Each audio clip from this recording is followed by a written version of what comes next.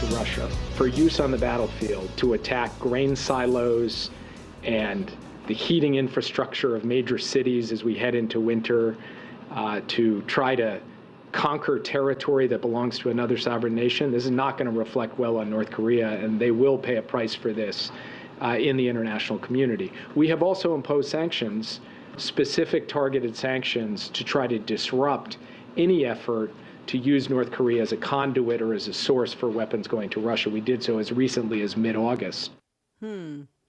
So here we have NSA's Jake Sullivan saying that North Korea is going to pay a price if they give weapons to Russia. We had some interesting discussion about this clip before we came to air.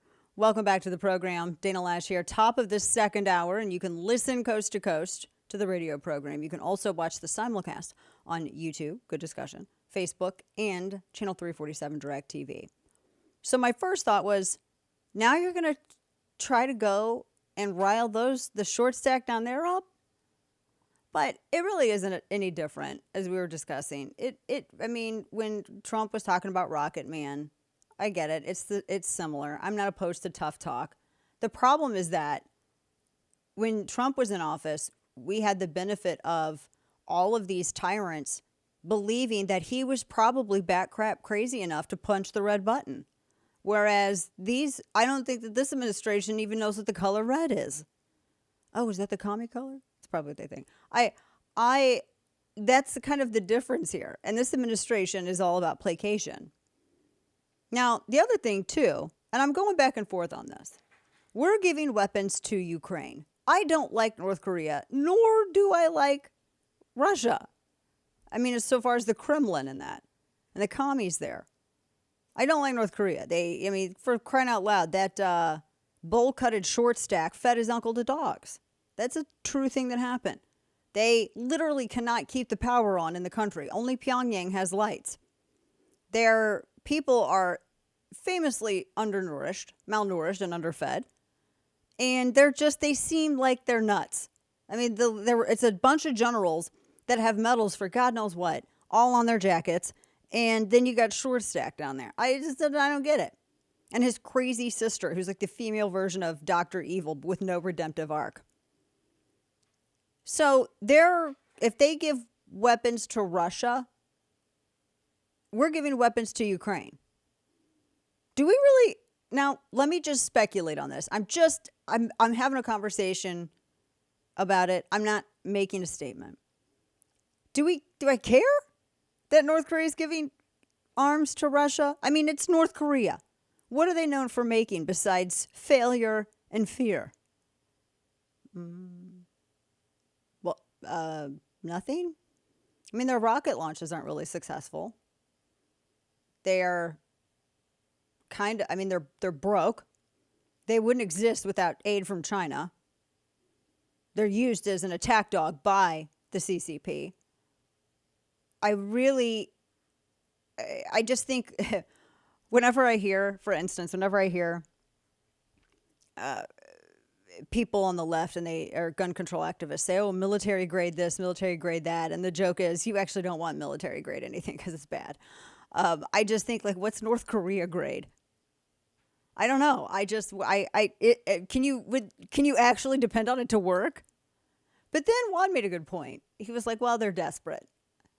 That is true. Desperation can make something or someone dangerous. Go back to the start of World War II.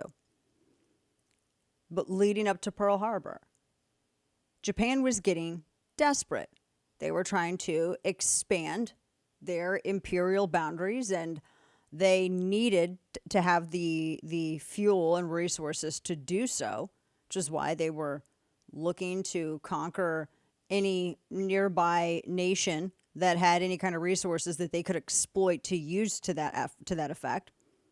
And they were getting desperate with the tariffs and everything else. They were getting desperate, and they were backed into a corner. And it was sort of a last, a Hail kind of Mary for them. And that desperation made them crazy. And it was Japan, though. I mean, they were far more along than North Korea is now. But it is still, there's a point to the danger in desperation. And I also think it shows the desperation of Russia, because Russia is looking for any weak reed that it can grab right now. Any dream that Vladimir Putin ever had of recreating the Soviet Empire is gone. It's never going to happen. I mean, first off, he fed all of the young men into a meat grinder. And then secondly, he really lost, I think, the support of his people. They tried to do kind of a Stalingrad 2.0 argument to get the people all amped up to fight against Ukrainians. And that really didn't work well. And you remember that too, from World War II history. I was watching a great document. Sidebar. We're going to take on a little trip. I was watching a great documentary about. I'm a huge World War II buff, and I've seen almost every documentary.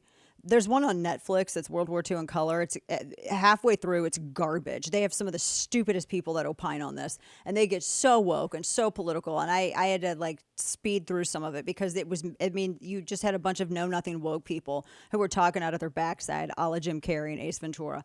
So, but there's one doc, I think this was on Amazon, maybe it was on Amazon Prime, but it was looking specifically at everything with Stalingrad, and that's, ultimately where urban combat was kind of created in fighting back against the Nazis, who were really good at fighting from a distance and using artillery, and they had to find a way to disable that or to make up for that. And so you lure them in, you get close, you take them out.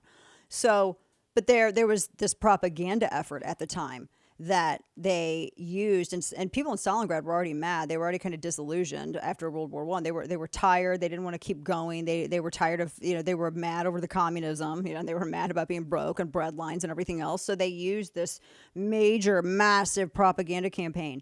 Fight for the motherland against this horrible, cruel invading force, and it worked because they had so many volunteers, and it was incredibly successful. And it was one of the battles that kind of turned the tide for World War II.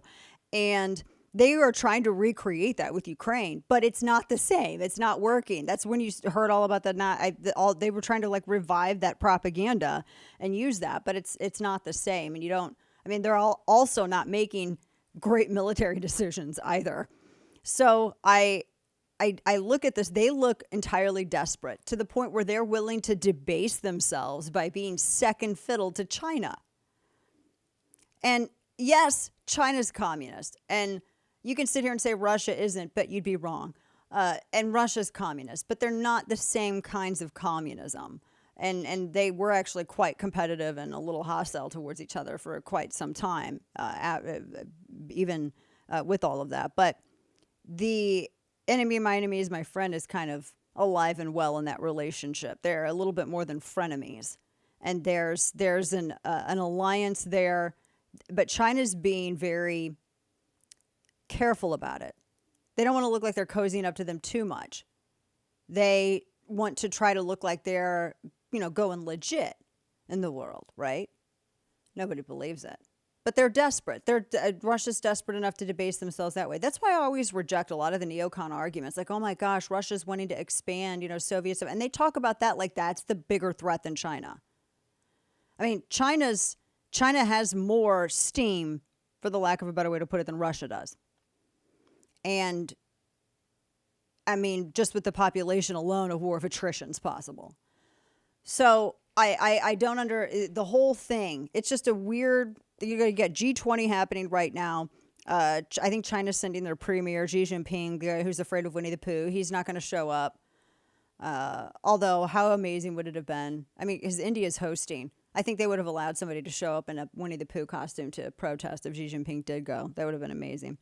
But when you have Jake Sullivan talk about this, do you realize that to some people, going back to this, that it looks odd to say, well, if they provide this entity with weapons, that's bad. But we're providing the entity which they're fighting.